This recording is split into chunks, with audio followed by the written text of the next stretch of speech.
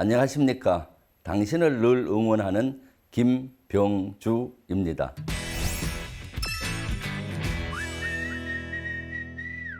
여러분, 매가 어떻게 사냥을 하는지 아십니까?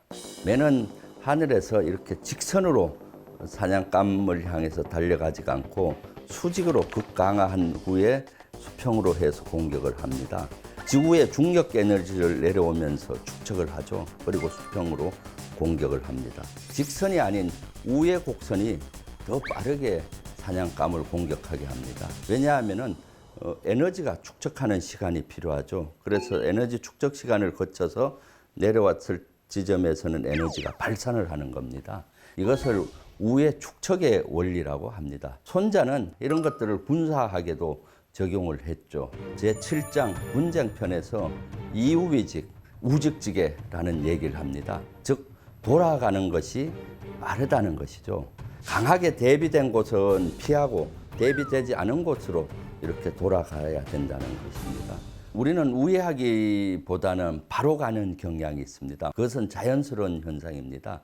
손자도 우직지계가 아주 어렵다고 했습니다. 왜냐하면 인내가 필요하죠. 그런데 전투 현장에서는 직접 접근으로 바로 가게 되면 대단히 피해가 많습니다. 정면은 예측 가능하지 않습니까? 그래서 대비를 충분히 해놓고 있죠.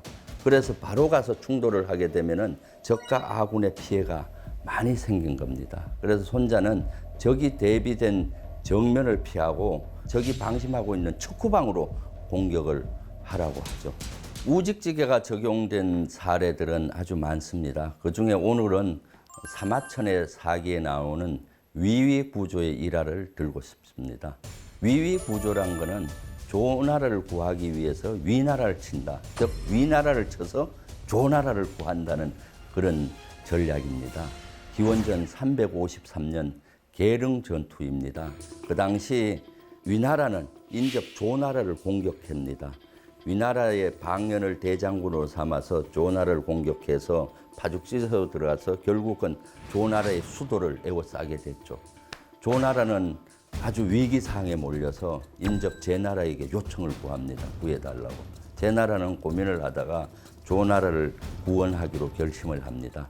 그때 제나라에서는 정기를 대장군으로 삼고 손빈을 군사로 삼아서 공격하도록 했죠.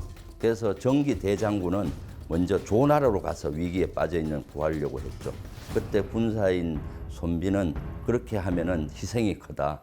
왜냐하면 조나라하고 지금 위나라는 최고의 정예 병력들이 국가의 운명을 걸고 한판을 하고 있기 때문에 거기에 가면 피해가 크다. 지금 비어있는 곳은 위나라 정예병들이 조나라로 다 갔으니까 실제 위나라의 도성은 비어있고 본진은 비어있다. 병력이 있다 해도 전투력이 약한 부대일 것이다. 그래서 위나라의 수도로 딱 들어가자고 하죠. 그래서 정기장군 그걸 받아들입니다. 그래서 위나라 수도를 향해서 갑니다. 조나라를 구해야 되는데 위나라 수도를 향해 공격해가죠. 이 소식을 들은 위나라의 방연은 깜짝 놀래죠.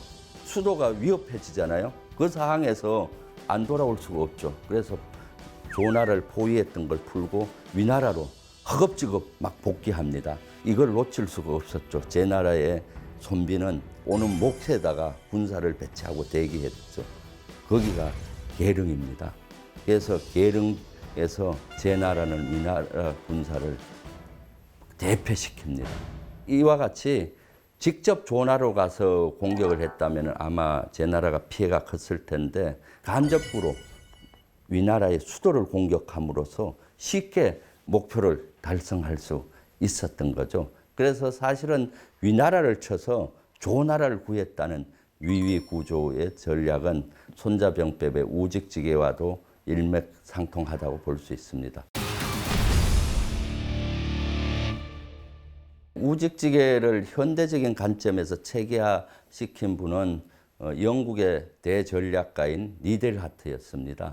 니델하트는 손자병법의 우직지계에서 영감을 탁 받았죠. 영감을. 그래서 전쟁사를 분석을 해서 전략론이라는 책을 썼죠.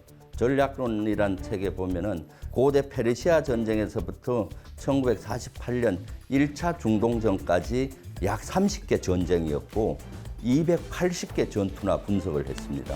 그런데 놀라운 사실을 발견합니다. 280개 전투 중에서도 직접 접근으로 승리한 전투가 6개밖에 되지 않고 274개는 간접 접근으로 이겼다는 겁니다. 그러니까 승리한 전투의 90% 이상은 간접 접근이라는 사실을 확인했죠.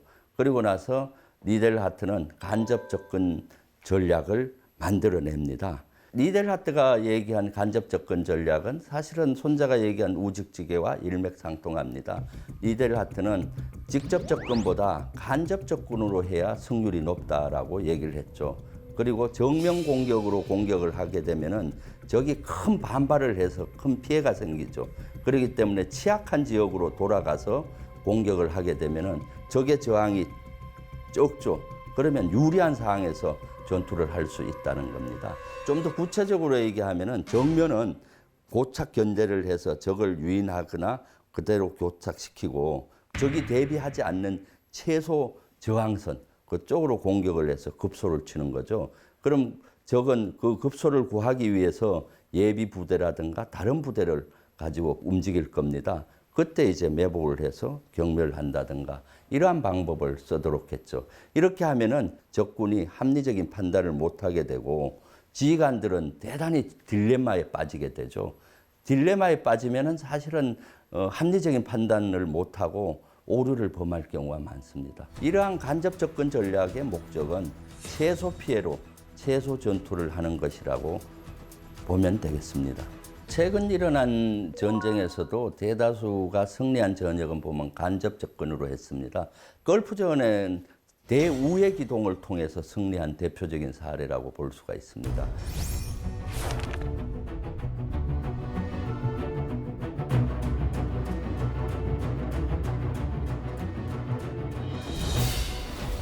미국을 중심으로 한 다국적 군의 총사령관은 노먼 스워츠코프 장군이었습니다. 스워츠코프 장군은 최초에는 쿠웨이트에서 이라크를 축출하기 때문에 쿠웨이트로 바로 공격을 해서 이라크군을 축출하려고 생각을 했었습니다. 그런데 이라크 같은 경우는 쿠웨이트에 집중적으로 병력을 배치하고 쿠웨이트와 이라크 접경 지역에 주력을 배치해놨죠. 그래서 정면으로 바로 들어간다면은 다국적군에 엄청난 피해가 예상이 됐죠. 그때 생각했던 게 대우회 기동 작전이었습니다. 그러니까 쿠웨이트에는 고착 견제를 시키고 미국의 주력이라고 할 수 있는 미 7군단과 18공정군단을 쿠웨이트로부터 200에서 400km 떨어진 지역으로 우회시킨 상태에서 이라크의 서부에서 동부로 이렇게 부채꼴 방향으로 공격해 들어가죠. 이라크의 서부 지역은 군데군데 사막이 많은 지역입니다. 이라크 입장에서는 사막이 많은 그런 지형으로 대부대가 기동하리라고는 상상을 못했던 것이죠. 실제 작전에서 대기동을 함으로써 이라크의 주력을 퇴로를 차단했을 뿐만 아니라 실제 보급로까지 차단을 해버려서 4일 만에 압승을 하게 됐던 것입니다.